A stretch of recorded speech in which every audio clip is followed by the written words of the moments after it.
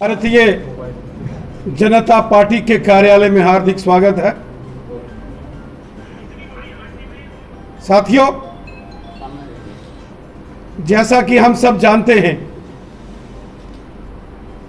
कि जम्मू कश्मीर का एक नौजवान जो राजौरी जिले का रहने वाला है, श्रीमान शोएब लोन साहब, जो कि बांग्लादेश के अंदर ढाका में MBBS फाइनल ईयर की पढ़ाई कर रहे थे और दुर्भाग्यवश मिस्टर शोएब लोन साहब का बांग्लादेश के ढाका में एक बहुत ही सीरियस रोड एक्सीडेंट होता है और इस रोड एक्सीडेंट में श्री शोएब लोन साहब बुरी तरीके से जख्मी हो गए। उनको ढाका के एक प्राइवेट हॉस्पिटल के अंदर जेरे इलाज उनका उपचार चल रहा था। जैसे ही ये जानकारी हमें प्राप्त हुई, शोएब लोन साहब के परिवार के जितने भी सदस्य हैं, मेंबर हैं, वो हमें आकर मिले। उन्होंने वो पूरी दास्तान सुनाई और ये बताया कि बांग्लादेश के ढाका के उस हॉस्पिटल में यहां उनका इलाज चल रहा है। वहां से वो शोएब लोन साहब को वापस भारत लाना चाहते हैं और भारत में उसका इलाज हो, एम्स नई दिल्ली में उनका इलाज हो। इसके लिए श्री शोएब लोन साहब के परिवारजनों ने हम सब से बात की।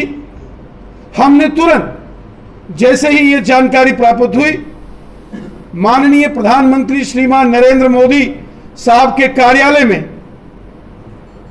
ईमेल के जरिए ये सारी डिटेल्स हमने भेजी और माननीय प्रधानमंत्री जी के कार्यालय में हमने फोन किया।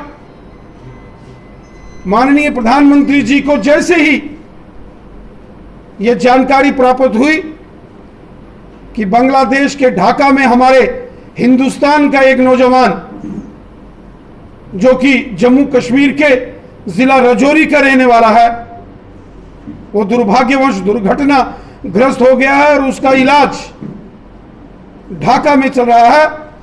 मैं आप सभी मीडिया के माध्यम से जम्मू कश्मीर की देशभक्त आवाम और जम्मू कश्मीर की अमन पसंद लोग, इन सब से अपील करता हूं, यह जम्मू कश्मीर हम सब का है।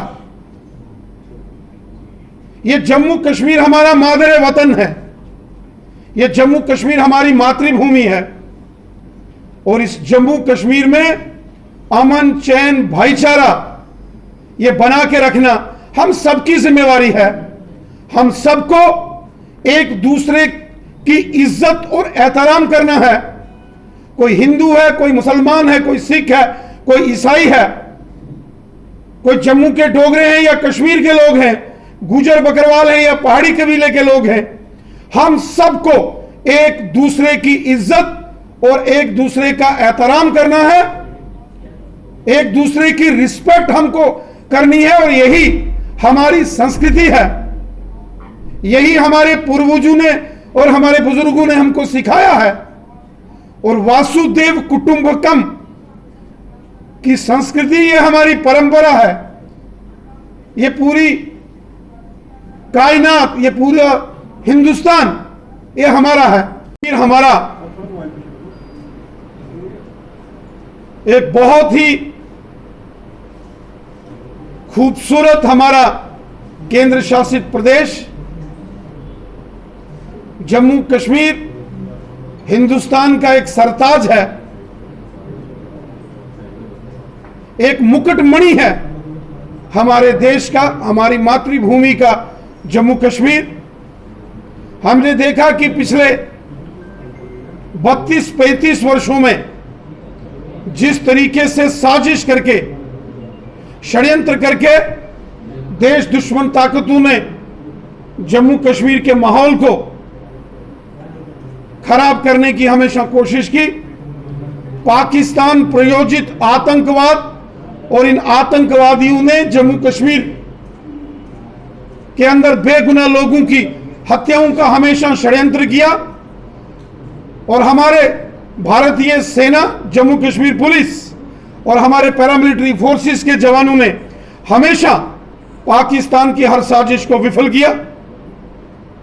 जब ये देश दुश्मन ताकतें हमारी सेना का मुकाबला नहीं कर सकी, जब हमारी जम्मू कश्मीर पुलिस का मुकाबला नहीं कर सकी, जब हमारे पैरामिलिट्री फोर्सेस के जवानों का यह मुकाबला नहीं कर सकते, तो कभी टारगेटेड किलिंग्स का षड्यंत्र करके बेगुनाह और निहत्थे लोगों को यह निशाना बनाकर कायरतापूर्वक घटनाएं करते हैं, और कभी समाज में जहर घोलकर हिंदू, मुसलमान, सिख समाज में दूरियां पैदा करके जहर घोलकर कुछ शरारती तत्व, कुछ देश दुश्मन ताकतें समाज का माहौल खराब करने की साजिश करने की फिराक में रहती हैं।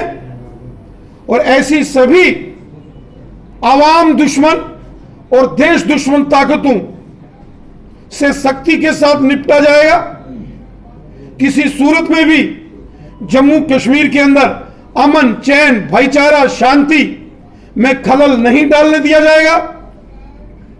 जम्मू कश्मीर के लोग अमन चाहते हैं और पिछले 32 सालों में जम्मू कश्मीर ने एक भयावह आतंकवादियों का एक दौर देखा है और जम्मू कश्मीर के लोगों ने इस पाकिस्तान स्पॉन्सर्ड टेररिज्म में बहुत दुख, तकलीफ, कष्ट, परेशानियां सही हैं और परेशानियां हम नहीं सह सकते। इसलिए तमाम शरारती तत्व इनके खिलाफ कड़ी करें। बांग्लादेश के अंदर जो भारत के राजदूत हैं, ambassador of India in Bangladesh, उनको फोन किया और तुरंत भारत के एम्बेसडर जो हैं वो उस हॉस्पिटल में पहुंचे ढाका में।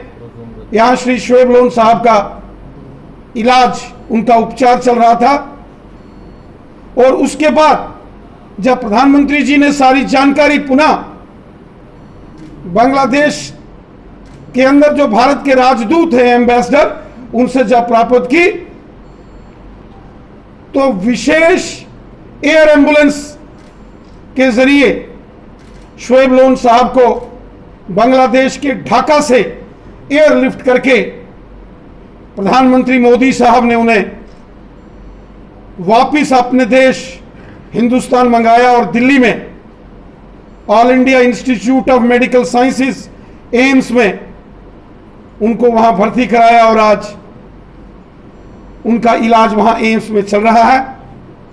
मैं दिल की अमीन तरीन गहराइयों से,